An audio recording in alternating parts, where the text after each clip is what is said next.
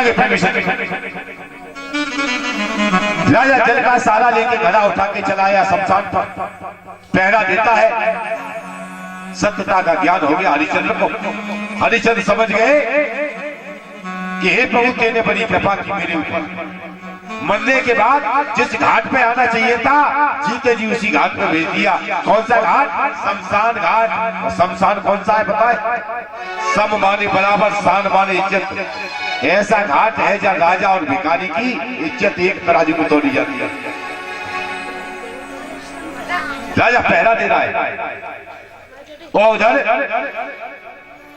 रोहिदास पूजा के लिए कुछ लेने गया है। सुबह से शाम हो गई, लौट के नहीं आया।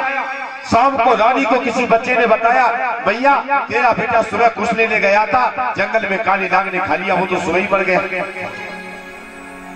आधी रात का समय ब्राह्मण देव की आज्ञा लेकर रानी जंगल की ओर भागी।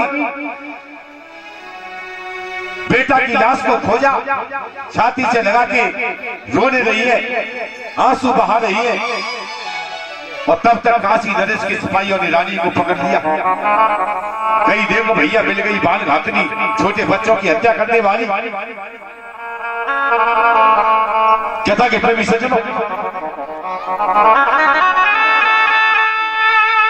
रानी ने हाथ जोड़े, कही भैया मैं बाल घातनी नहीं, इस बच्चे की मां। सिपाहियों ने नहीं सुना। और एक बात और बताता चलो, चोट पे चोट लगे बद के दुख पे दुख आवे रीत ये। आपके कहीं चोट लग जाए, काफी प्रयास करना कि चोट दुख न पावे, दिन में 10 बार दुखेगी। आपत्ति एक आ जाए तो एक आपत्ति के बाद लगातार कई आपत्तियां आएंगी। सिपाहियों ने रानी की एक भी बात नहीं सुनी, प्रवीर चांडाल के हवाले कर दिया। कहीं प्रवीर देख, नूनम स्त्री भविर देशा ये तय किंचन भाषते। ये स्त्री नहीं है, ये कौन है? ये बाल घातनी है। तस्माद वद्या भविर देशा यदत्नो बाल घातनी। मेरी आज्ञा है कि तू इसकी हत्या कर। प्रवीर ने आज्ञा श्रोधार की, काशी के सिपाही चले गए। काशी राज के सिपाहियों ने रानी को प्रवीर के हवाले किया और प्रवीर ने रानी को हरिश्चंद्र के हवाले कर दिया। लेकिन आपत्ति का समय, रात के समय राजा ने न तो रानी को पहचाना और न रानी ने राजा को पहचाना। रानी कहने लगी, महाराज आपके स्वामी ने मुझे मारने की आज्ञा दी है।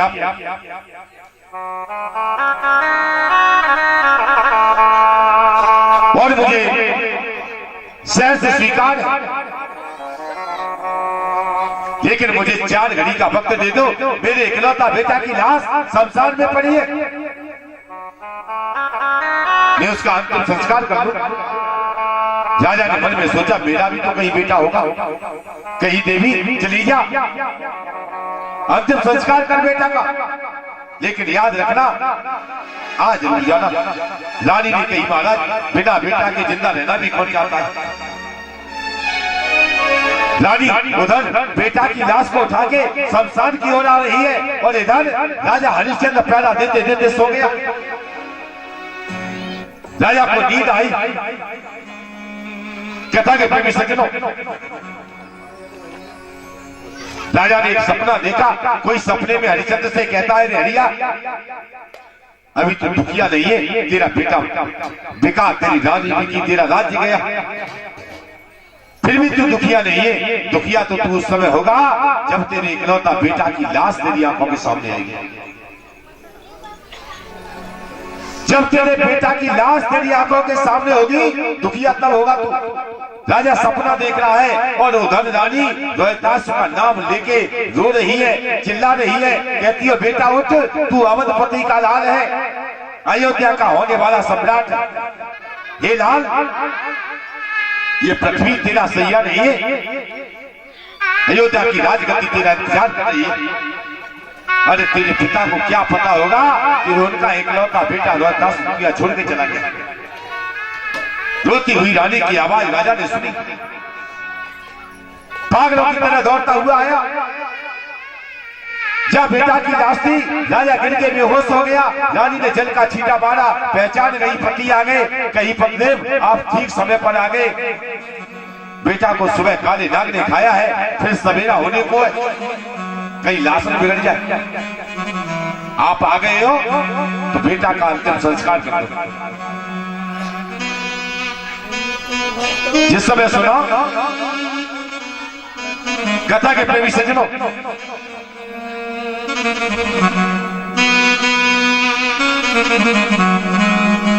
राजा हरिश्चंद्र ने यहां से पहुंचे। कहियो देवी, लाश का दफन तो तब होगा जब कफन दे देगी। रानी ने कही, महाराज मैं रानी हूं, ये तुम्हारा बेटा है। हंस करके बोला, हरिश्चंद्र क्यों मुझको पाठ पढ़ाती है? मिथ्या आंसू की धारों में तू मेरा धर्म बहाती है। अरे बिक गई कहीं पर रानी है, बिक गया कहीं पर राजा है, बिक गया कहीं रोहतास कुमार, अब कहो कौन का साजा है? कोई साजा नहीं है। इसलिए हे रानी तुझसे एक बात कहता हूं,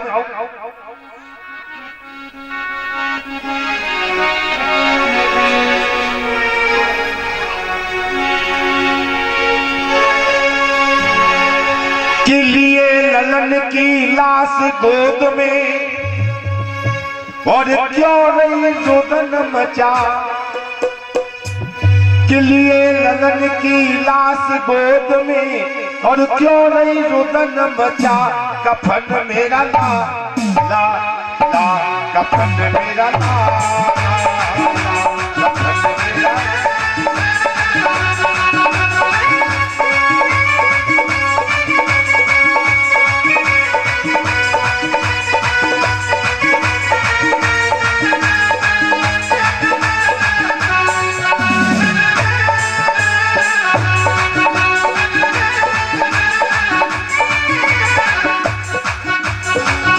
राजा कहने लगे, देवी सुन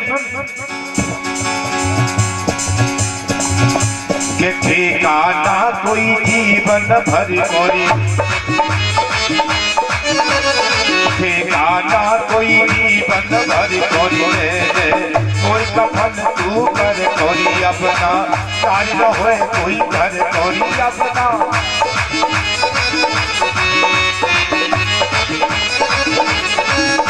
राजा कहता सुन, हे मालिक का हुक्म उसे मैं दूंगा याद निभा। हे मालिक का हुक्म उसे मैं दूंगा याद निभारी। कफन मेरा ना, कफन मेरा ना, कफन मेरा ना।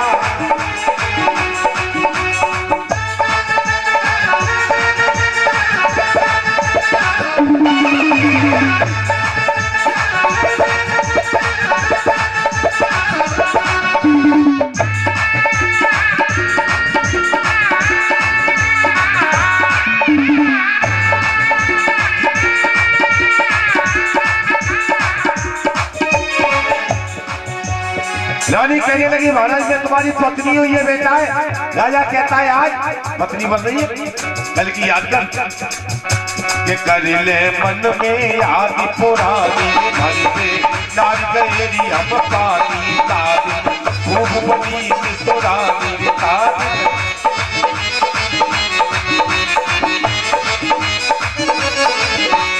राजा कहता याद है तुझे, रानी बन के आज रही तू मेरा धर्म पिता। अरे रानी बन के आज रही तू मेरा धर्म पितारी। कफन मेरा ना, कफन मेरा ना, कफन मेरा।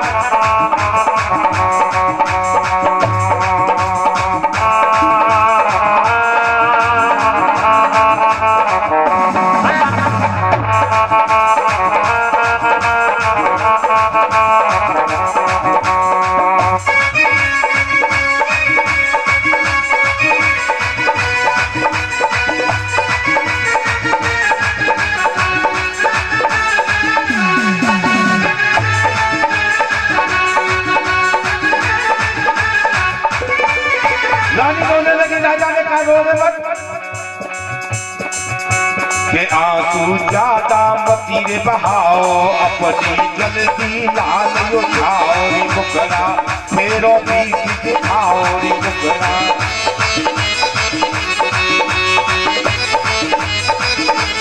राजा कहने लगा जल्दी से पीठ दिखा बेटा को, उठा निकल ले। क्यों निकल ले? बिना कफन के दफन न होगा, तू सत्य बता। बिना कफन के दफन न होगा, तुम सत्य बता री। कफन मेरा ला, कफन मेरा ला।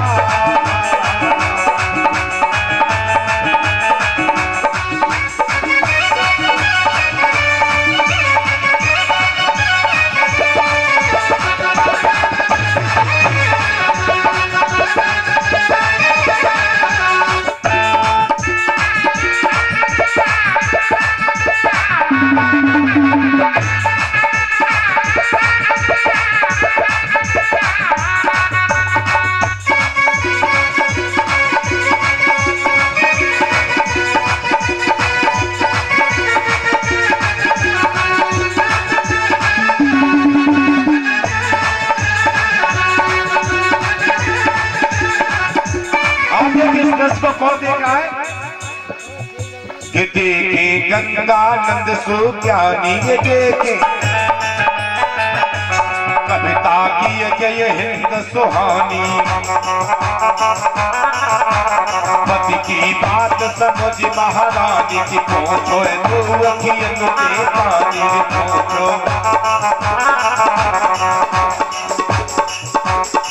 रानी ने समझ गई पति नहीं मानेंगे, सर से साड़ी उतारी और रानी एक काम करना चाहती है।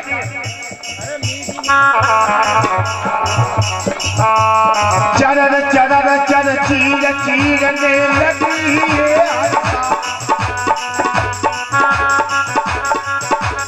चरण चरण चर चीर चीरने लगी है, हर तारे कपट मेरा ला, कपट मेरा ला।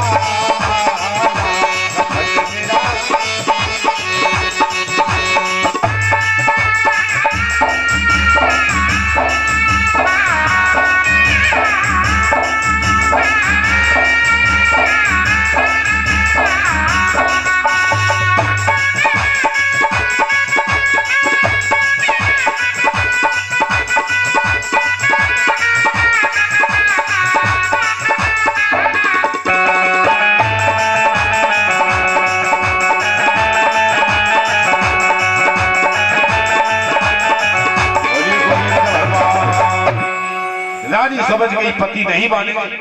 कथा के प्रेमी सज्जनों, सर से साड़ी उतारी, पैसा तो उठा नहीं। सोचा साड़ी के 3 भाग बनाओ, एक हिस्से से बेटा के ऊपर कफन, एक हिस्से से पति को कर, और साड़ी के एक हिस्से से अपने बदन की रक्षा करूंगी। साड़ी सर से उतार के रानी चीरना चाहती है, चीरा नहीं है।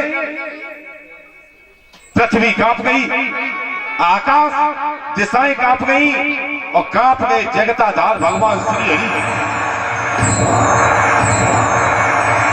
कथा के प्रेमी सज्जनों, आज शमशान घाट में समस्त देवताओं के साथ भगवान नारायण प्रकट हो गए। बोलिए गोविंद भगवान। प्रभु ने दौड़ के रानी का हाथ पकड़ा, कही देवी साड़ी को चीर मत देना, तूने साड़ी को चीर दिया तो हमारा हृदय फट जाएगा। पहले महात्मा वशिष्ठ ने कहा था कि हरिश्चंद्र समो राजा न भूतो न भविष्यति। आज के बाद दुनिया कहेगी कि हरिश्चंद्र समो राजा न भूतो न भविष्यति। हरिश्चंद्र के समान राजा न हुआ, न है, न भविष्य में होगा। प्रभु ने कृपा भरी दृष्टि डाली, मरा हुआ बेटा जिंदा हो गया। विश्वामित्र जी दौड़ते हुए आए, कही राजा तुम धर्म की परीक्षा में पास हो गए, मैंने तो परीक्षा ली थी तुम्हारी, सारा राज्य वापस कर दिया, जो खोया था उससे कई गुना ज्यादा मिल गया। ये हरिश्चंद्र का चरित्र हमें सिखाता है कि हमें एक काम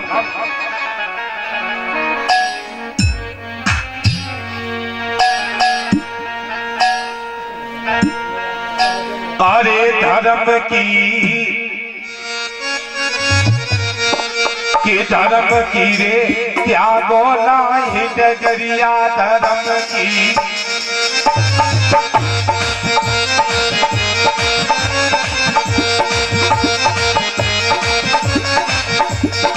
आपत्ति कितनी भी आ जाए, अबे धर्म का रास्ता नहीं छोड़ना चाहिए। धर्म की क्या गोरे नाही डगरिया धर्म की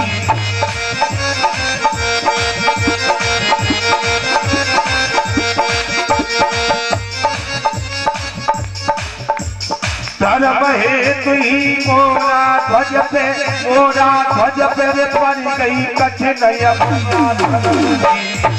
गोरा डगरिया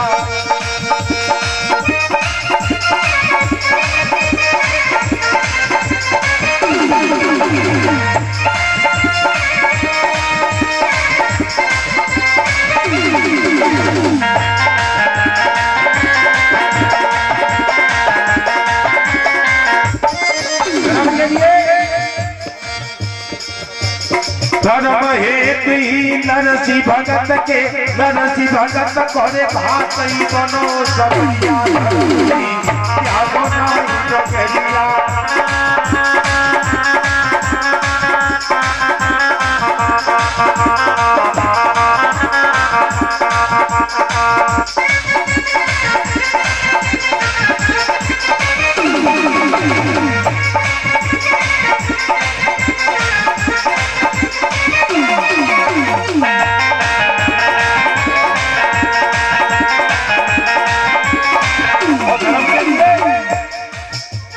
धर्म हेतु ही मीराबाई पी गई जहर कटिया धर्म की क्या गोटा ही डगरिया